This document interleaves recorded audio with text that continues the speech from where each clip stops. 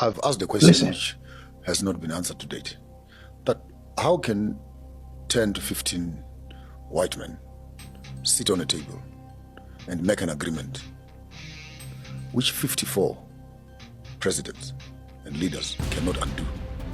What is it that such a small group of united Europeans can take a ruler and cut your continent to pieces?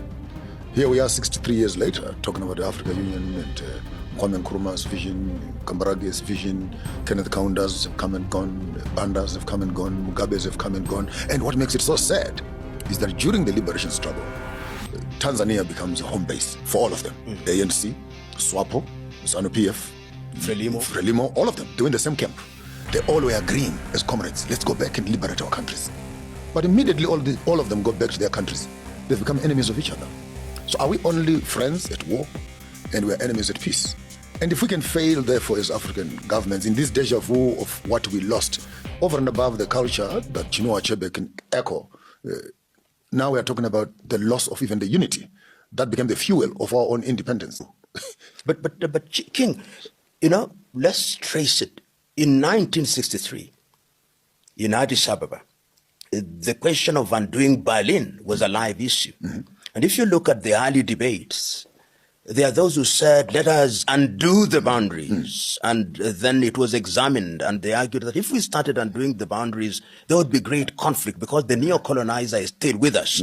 The same was revisited in Cairo in 1964, hosted by Gamal Abdel Nasser. And the key voices at that time were Nyerere and Nkrumah.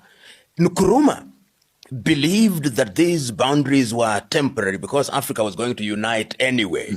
So his argument was, well, these are only going to be boundaries for purposes of administration. And the doctrine of inviolability of inherited boundaries was then drilled down. Little did he know that these were the things that were going to be gridlock and paddocks that would hold us together. So in 1965, when he convenes a meeting in Accra, he himself takes the view, and Nyerere speaks about it on 6th of March, 1997. He says that they thought that they would come out of that meeting saying there is a United States of Africa. But the neo-colonizer was thinking differently, and a year later, Nkrumah is overthrown. But Nkrumah said something that answers your question. He said that it will be easy to do away with the colonizer as the political leader.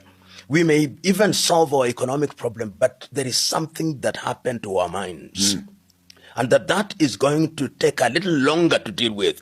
And he was echoing a statement that had been made in 1933 by an African-American, Carter G. Woodson, the miseducation of